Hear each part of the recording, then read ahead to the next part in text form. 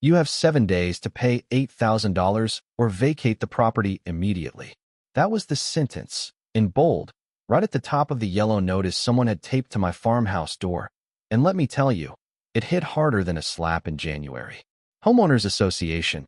It said, just 3 letters. HOA. You ever hear of a homeowners association in the middle of cornfields? Yeah, me neither. This farm sits alone, 3 miles from the closest subdivision, and my folks lived here 40 years without a single whisper about dues or compliance officers. But there it was, an official-looking signature and a seal, warning me I had 7 days to cough up $8,000 or lose the only home that ever meant something to me. See, I'd only just bought this place back after a decade and a half away. When my parents passed, the estate debts nearly swallowed me whole, so I sold the land to a family friend. Never thought I'd get it back. But remote IT work was finally paying off, and as soon as I could, I brought every dollar I'd saved and bought back all 120 acres. The smell of cut hay and the echo of my mom's dinner bell. That's what home meant to me. Now I was staring at a fake-looking paper threatening to wipe all that out. First thing I did was set that yellow notice on the kitchen table and run every test I knew. Took photos, scanned for watermarks, ran the header through code analysis. Whoever made it knew their stuff. The typography, the formatting, it almost fooled me. But under magnification, the seal turned digital and pixelated. It was too clean, too perfect. A counterfeit made by someone who'd studied county paperwork but couldn't quite fake the aging of a real legal document. They claimed I owed 4 years of back dues, supposedly racked up by the last owner. The only problem? This land's never been part of any development. No covenants, no restrictions, no HOA, not even in the wildest real estate dreams. Still, the wording unsettled me. Whoever wrote it used just enough legalese to sound real, and just enough threat to get your blood running cold. Stepping out onto my porch, looking over those endless fields, it all seemed ridiculous. The only neighbor nearby was old Leonard Ashford, half a mile down the dirt road, and he wouldn't know an HOA from a tractor tire. I powered up my laptop, started searching. There was no sign of Meadowbrook Rural Homeowners Association anywhere, not on the county site, not in state records, not even a dusty Facebook group. Nothing. Every legit HOA I'd ever come across left a digital footprint a mile wide. Annual reports, public meetings, endless paper trails.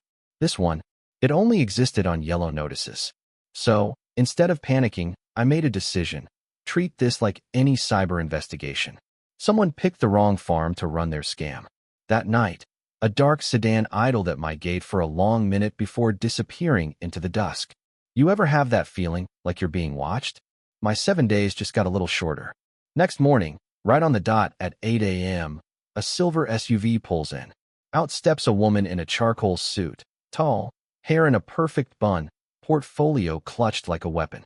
She didn't even bother with small talk. Mr. Mitchell, I'm Clayton Brennan, enforcement officer for Meadowbrook Rural Homeowners Association. She looked around with that hungry real estate agent gaze, the kind that measures square footage and weakness in the same glance. She laid out a stack of documents on my porch rail, legalese, community standards, a whole circus of signatures and seals. Your property falls within our jurisdiction. The previous owner's debts are now yours. She sounded so official, but those legal reference codes weren't even in the right format. Mind if I see your association's website? I asked. For half a second, her mask slipped. We maintain a private platform for members only, she replied, all ice and condescension. She rattled off threats about utility cutoffs, foreclosure, even blocking my road. That's when the alarm bells really went off. No HOA could order the water shut off without a judge's signature, and she looked a lot more like a con artist than any government official I'd ever seen. I snapped photos of her documents and asked for the association's legal contact. She yanked the papers back. You have 6 days left. I'd used that time wisely. Then she stormed off, taking the back road, not toward town, but deeper into the fields. I started digging harder. At the county building, Mrs. Blackwood at the records desk, sharp as ever, blue eyes like ice, helped me search back 50 years. No HOA, no covenants, no nothing. She leaned in, voice low. You're not the first. 3 or 4 folks have asked the same thing lately. If someone's trying to collect money with fake filings, that's fraud. Plain and simple. The zoning office's maps confirmed it. Agricultural land, no residential restrictions. Walking back to my truck, I got a text from an unknown number. Stop digging or face the consequences. This is your only warning. Classic burner phone, anonymous. Not amateur hour. The next day, the intimidation ramped up. Certified letter from Hartwell and Associates. 3 more yellow flyers tossed in my driveway. Anonymous calls threatening lawsuits. I ran forensics on the flyers. Same printer as the first notice. GPS metadata that pinpointed a rented workspace in the industrial park. David Hartwell called me too. I asked for his bar number. He danced around the question and hung up. By then, I knew this wasn't just one person, it was a whole operation. Then came the twist. My neighbor, Leonard Ashford, showed up with coffee and a tablet full of surveillance footage. He'd captured 4 people in fake county vests, swapping real boundary markers with ones labeled Meadowbrook Rural HA. Leonard grinned. Retirement from farming wasn't my first retirement. Turns out he was ex-FBI cybercrime, and he'd been tracking these scammers for months. The video showed Clayton Brennan herself, out of her suit, running point on the signed swap. Not only were they forging paperwork, they were literally moving property lines to make their claims look legitimate. Leonard introduced me to Victoria Sterling, a local attorney who specialized in property fraud. Together, they'd been building a case. 12 victims, over $100,000 in losses, shell companies like Farm Preservation Fund to launder the money. They handed me a mountain of digital evidence and asked me to crack the technical side, trace websites, emails, payment accounts. It took 72 hours of straight digital forensics, but finally I had everything mapped. Fake websites all hosted by Clayton's real credit card, deleted backup files showing internal emails about target selection, go for elderly, recent inheritances, people living alone. It was all there.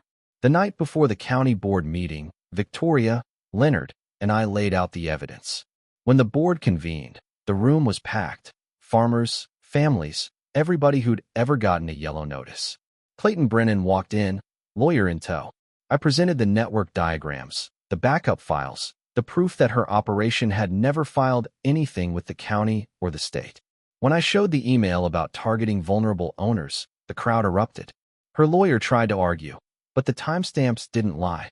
Clayton's website was built this year, while her documents claimed they'd existed since 2020. She broke, arguing about community service, but the board wasn't buying it.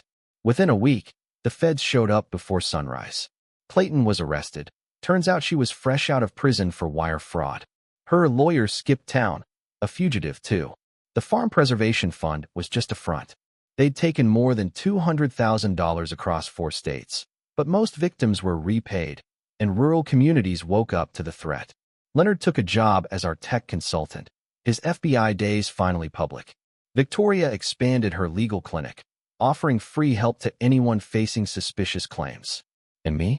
I built an app so nobody else in this county would fall for another fake HOA ever again. The barn is now a digital learning center, half farm, half tech lab. Folks drop in to learn how to spot a scam, check their deeds, and, yeah, swap stories about the time a couple city slickers thought they could outsmart an entire community.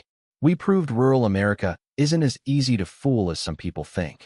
So, what would you do if someone threatened your family's land with a piece of yellow paper?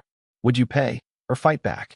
Tell me down in the comments. And if you've ever tangled with an HOA, real or fake, I want to hear your story.